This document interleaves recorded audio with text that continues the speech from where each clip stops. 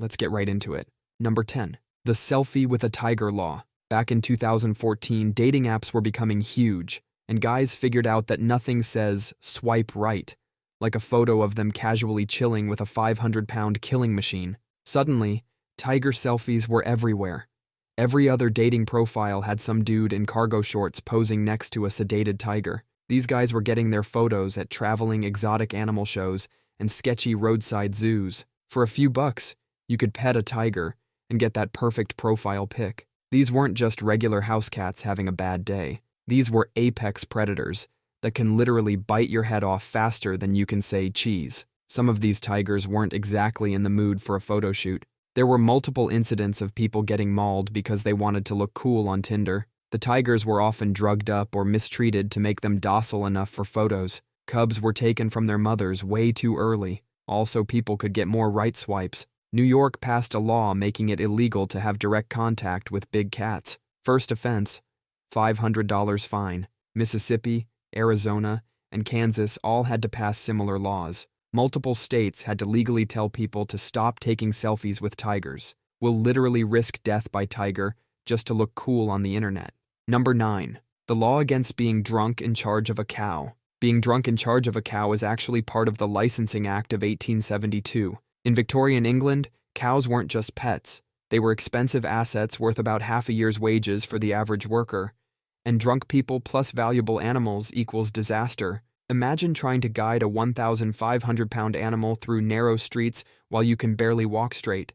The law specifically states that being drunk while in charge of cattle can get you a fine or even jail time, and this law is still active today. In 2009, a guy in Scotland actually got arrested for this. He wasn't even riding the cow, he was just trying to convince it to go home after a night out. The police found him arguing with the cow, trying to reason with it like it was his drunk friend. The cow, being a cow, just kept eating grass, completely ignoring his desperate pleas.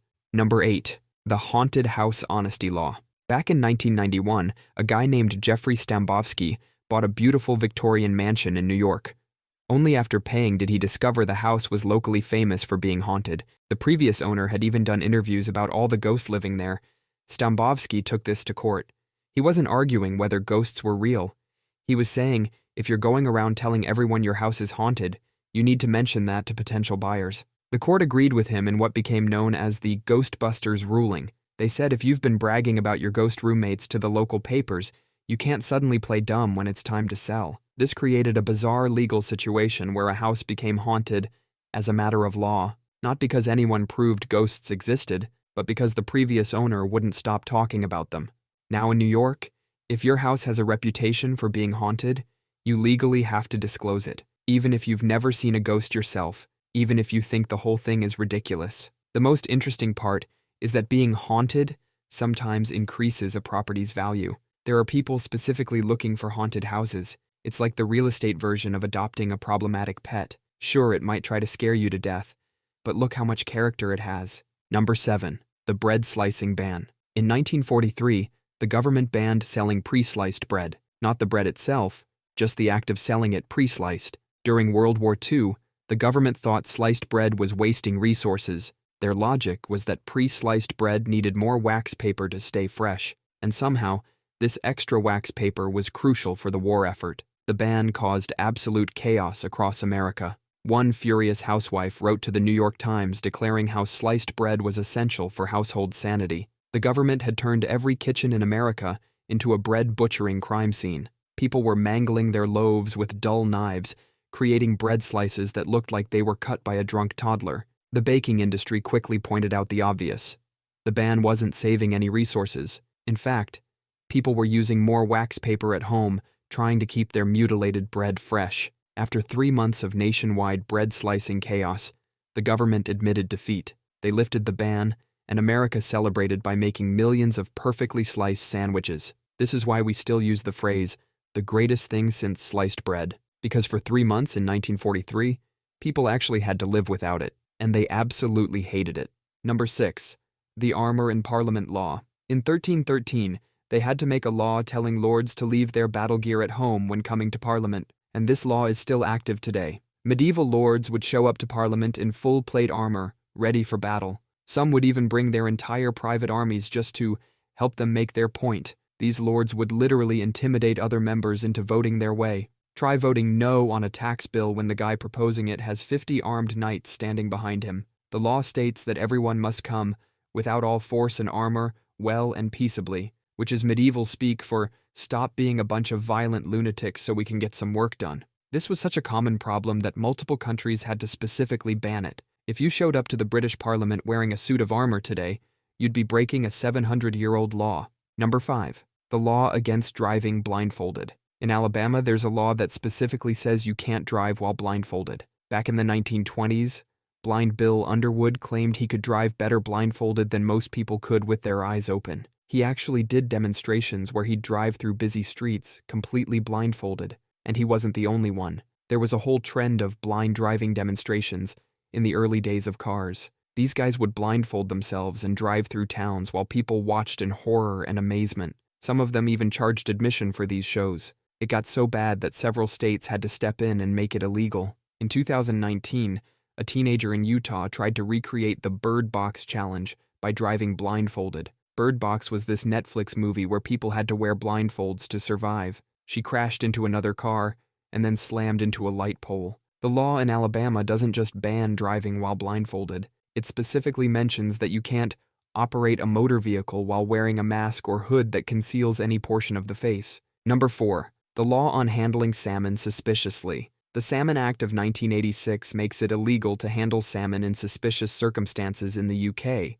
Are you walking too fast with your salmon? Suspicious.